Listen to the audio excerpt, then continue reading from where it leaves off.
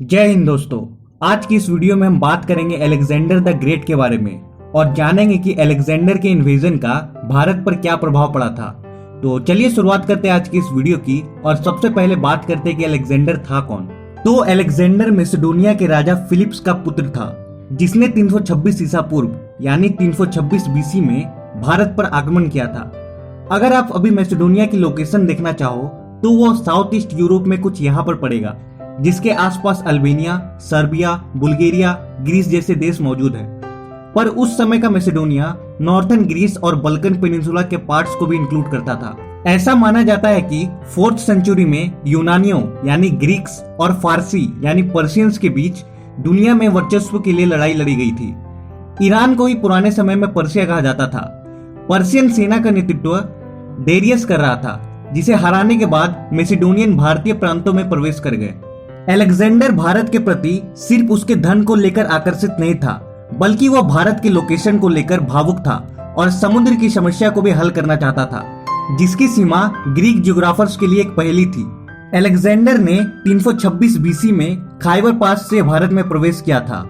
Porous को छोड़कर, जिन्होंने झेलम नदी पर बैटल ऑफ हाइडेस्पस की प्रसिद्ध लड़ाई लड़ी थी, बाकी सभी राज्यों ने अलेक्जेंडर के सामने बिना लड़े ही घुटने टेक दिए थे। तक्षशिला के राजा अंबी ने सर्वप्रथम आत्मसमर्पण किया था।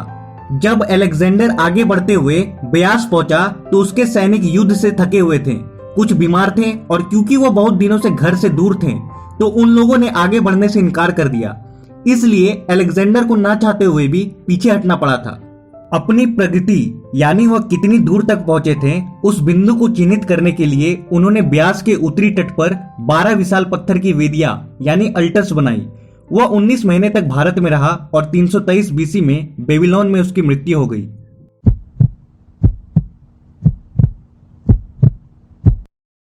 अलेक्जेंडर का आक्रमण पहला अवसर था जब प्राचीन यूरोप प्राचीन भारत के निकट संपर्क में आया और इसके महत्वपूर्ण परिणाम सामने आए।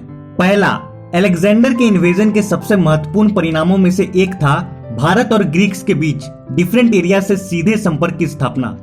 उस समय के हिस्टोरियंस यानी इतिहासकारों ने विभिन्न लेख छोड़ी थी, जिससे हमें पुराने समय के प्रथाओं के बारे में पता चलता है, जैसे कि उत्तर पश्चिमी भारत में बैलों की अच्छी नस्ल का मिलना।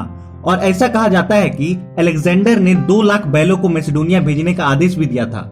अलेक्जेंडर के इन्वेजन का दूसरा प्रभाव और सबसे लंबे समय तक चलने वाला प्रभाव में से एक था कि उसने संचार यानी कम्युनिकेशन की 4 अलग अलग लाइनें खोलकर भारत को यूरोप में उजागर किया, 3 जमीन से और 1 समुद्र के द्वारा। इसने यूनानी व्यापारियों और शिल्पकारों के लिए भारत और यूनानियों के बीच व्यापार स्थापित करने का मार्ग प्रशस्त किया।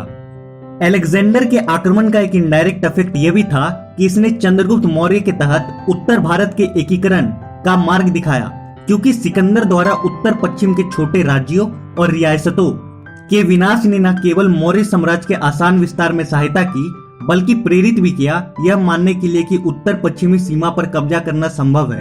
तो आज के लिए बस इतना ही, मिलते हैं अगले वीडियो में। जय हिंद।